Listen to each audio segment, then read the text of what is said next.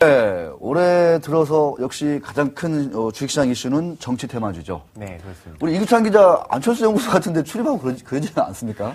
저 힘듭니다, 요즘 그것 때문에. 저 IT 담당인데 왜 제가 정치를 취재해야 되는지 모르겠는데요. 뭐, 한 가지 살짝 흘려드리면. 네. 안철수 씨는 총선에 안 나오고. 네. 내년 여름쯤 나오실 것 같습니다. 내년 여름에요? 네. 올해 여름이 아니라? 올해 여름에 올해 나올 것 여름에. 같습니다. 네. 네. 아마 지금 열심히 준비 중인데요. 그 기부재단 만들어서 그라민은행이라고 혹시 들어보셨나 모르겠어요. 그거가 이제 그 소액 대출을 그렇죠. 사람들한테 해주고 그걸 이제 신용 평가하고 사업성 평가를 해서 해줘요. 그러니까 은행처럼 담보 잡고 이러는 게 아니라 이렇게 해서 받은 다음에 회수율이 굉장히 높아서 이 은행이 사실은 굉장히 잘 됐거든요. 네. 그걸 한국에서 좀 도입하려고 하고 있어요. 네, 자본금 51억 원이 안철수 연구소의 시가총액은 1조 4천억 원입니다. 네. 그 안철수 연구소 회사 내부에서는 이런 주가가 막 이렇게 테마주로 막 붕붕 뜨는 거에 대해서는 어떻게 좀 생각을 하고 있나요, 다들? 사실 안철수 연구소는 좀 사내 주식이 많아요. 네. 그래가지고 좀 좋아하고 있습니다. 야, 사실. 임직원들이 부자가 됐군요. 예전에 안철수 씨가 다 좀 나눠줬거든요, 주식을. 네. 그래서 그때 받으신 분은 지금 희낙낙이죠. 야, 그래서 지금 다들 기뻐하고 있습니다. 조용히 네. 표정 관리하고 있군요. 그렇죠. 근데 대놓고 뭐 테마주 때문에 올라서 좋다고 얘기 못하고. 네. 네, 그런 상황입니다. 오늘 제가 드릴 말씀은 워낙 이 정치 테마주가 뜨겁다 보니까 네. 선의의 피해자들이 양산될 수 있다. 이렇게 판단해서 금융감독당국이 감시를 부쩍 강화하고 있잖아요. 네. 그래서 기사 보면은 뭐 테마주 단속한다. 심지어 테마주를 자주 사고 파는 자문사라든가 뭐 부티크 이런 데는 문을 닫도록 하겠다. 네. 이런 얘기까지 나오고 있습니다. 좀 심하지 않나요? 어떻습니까? 참, 예전에도 테마주 많았거든요. 네. 근데 그때도 잡았으면 좋겠는데 꼭 뭔가 정권하고 뭔가 이렇게 심사가 좀 안 좋은 것이 생겨야지만 꼭 이렇게 그렇습니다. 유난하게 뜨는지는 좀 아쉽습니다. 이 테마주를 막을 수 있는 근본적인 처방이 있습니다. 그 네. 처방은 우리 머니투데이 방송 보도국에서 네. 지금 기획 시리즈를 준비하고 있습니다. 아, 그래요? 그래서 그 처방이 시장에 도입이 되면 테마주는 절대 발을 들여오지 못할 거라고 저는 확신하는데 그러다 증권사 망하지 않습니까? 그래서 조심히 얘기해야 돼요. 조심해야 돼요. 조심히 얘기해야 됩니다. 그 얘기는 이제 나중에 추후 규범원장 기자실이라든가 우리 보도를 통해서 해드리도록 하겠습니다. 제가 지적하고 싶은 건 뭐냐면 뭐 워낙 과열되면 뭐 선의의 투자자들이 근데 사실 선의의 투자자가 있나요? 어떻습니까? 선의의 투자자 보호.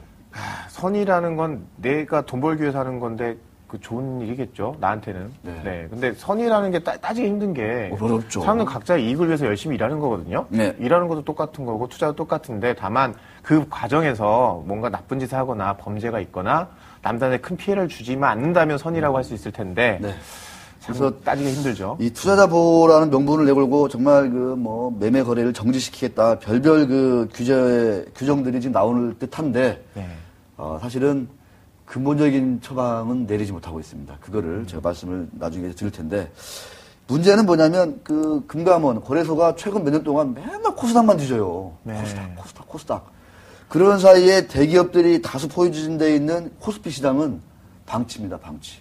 그래서 이게 큰 문제인데, 얼마 전에 삼성카드가 에버랜드 주식을 팔았잖아요, KCC에게. 네, 네. 근데 팔기 전에 KCC 주가가 기관들의 매수로 급등을 했어요. 아하. 그러니까 내부 정보가 새는 겁니다, 이게. 그렇죠. 이런 거는 금융감독당국에서 손을 못 대고 있어요. 코스닥만 지켜보느라고.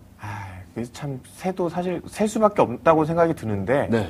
꼭 개미나 이런 사람들은 나중에 오른 다음에 왜 올랐는지를 나중에 알고. 그러니까요. 떨어지면 왜 떨어지는지 나중에 알고. 이 정보 비대칭성을 대기업들은 노골적으로 지금 강화하는 것 같습니다. 자, 얼마 전에 또 있었습니다.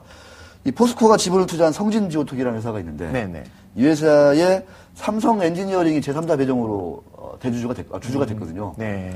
그 전에, 공시가 나기 하루 전에 성진지오텍 주가가 상한가 같습니다. 아하. 그러니까 명백한 어떤 그런 흐름들이 있어요. 근데 이런 거는 포스코, 삼성 엔지니어링 얼마나 큰 대기업들이 지금 다 이렇게 엮여 있잖아요. 그렇죠. 이런 것들도 한번 정말 냉정하게 한번 뒤지고 조사를 하면 분명히 좀 이렇게 깨름직한 것들이 많이 나올 텐데. 네. 수수방관 사실상 하고 있습니다. 또 있어요. SK 계열사들 검찰이 고소했지 않습니까? 네, 그렇죠. 최태원 회장 비롯해서 네. 펀드 출자를 오너들이 지시하니까 각 계열사들이 했거든요. 300억, 네네. 400억씩. 네네. 근데 이거에 대해서 금융당국은 뭐라고 하냐면 검찰이 하는 일이라 우리가 또 할 수는 없다. 사실 이게 지금 분식회계 이런 얘기가 나올 법 하지 않습니까? 그쵸. 횡령, 배임 뭐 이런 거 맞물려서. 아주 민감한 얘기들 많죠. 네. 네. 근데도 금융당국은 네, 우리는 검찰이 하는 거다. 우리는 할 수 없다. 이렇게 얘기를 하고 안 있어요. 그래도 며칠 전에 조혜공씨 뭐 네. 부인했다고 뭐 갑자기 제재해서 뭐지? 새로운 얘기인가 했더니 그거 아니죠. 얘기 다 나온 거 왜 나중에 이러지? 라는 생각은 좀 들더라고요. 알겠습니다. SK가스는 회사 측에서는 해명을 했어요. 네. 우리가 300억, 그러니까 자기 자본의 한 4.5% 되는 300억을 그 펀드에 빌려줬는데 고스란히 회수했다. 그러니까 이 얘기는 뭐냐면 계열사 돈을 오너가 마음대로 이렇게 땡겨다 쓸 수 있는 거를 보여주는 거죠. 방증한 거죠. 그러니까 피해를 입었다, 손실을 입었다 하는 이것도 중요한데 언제든지 그 지배 구조가 취약하다는 거죠. 네. 오너가 원하면은 이렇게 돈을 쑥 펀드에다가, 이상한 펀드에다가 출자하고 네. 그렇게 할 수 있다는 거죠. 이런 것들을 좀 이렇게 그 객관적이고 엄밀한 기준 하에서 규제해야 된다는 거죠. 제가 볼 때는.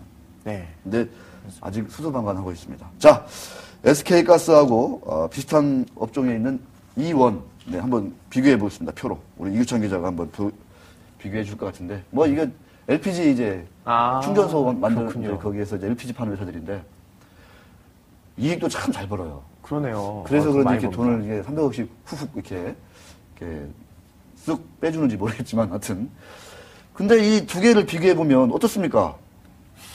뭐 돈은 잘 벌고 있는데 매출에 비하면 크게 잘 모르겠네요. 네. 매출이 더 많군요. 이게 바뀐 거 아닌가요? SK가스가 근데 이상하게 매출액이 더 많을 것 같은데 이원이 더 매출액이 많은데 이익은 적고. 이 두 개가 바뀐 것 같아요. 제가 알기로 매출액이. 아, 그렇군요. 예, 네, 그래야 좀 바뀐 이해가 것 같습니다. 되겠네요. 예. 네. 그래서 근데 시장 가치에 비해서는 이익에 비해서 자기 자산의 자본 총계에 비해서 이원의 주식이 싸다는 거죠, 이렇게.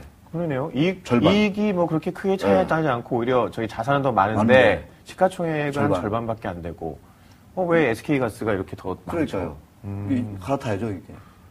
그러게 이원이 나쁜 일은 없죠. 네, 그런 건 없습니다. 여기도 돈이 너무 잘 벌어서 문제인 회사예요. 이게 원래 좀 이런 투자 방식 있지 않습니까? 두 개가 비슷한 회사 있으면 하나랑 이 차이가 많이 날 때 그렇죠. 사서 비슷해지면 파는. 원래 그걸 이제 그런- 페어 트레이딩 뭐 이런 전문적인 예, 걸 이런 하는데. 전문 용어 나왔네요. 네. 자, 이기찬 기자가 준비한 더 좋은 재미난 얘기로 넘어갑니다. 시간이 없습니다.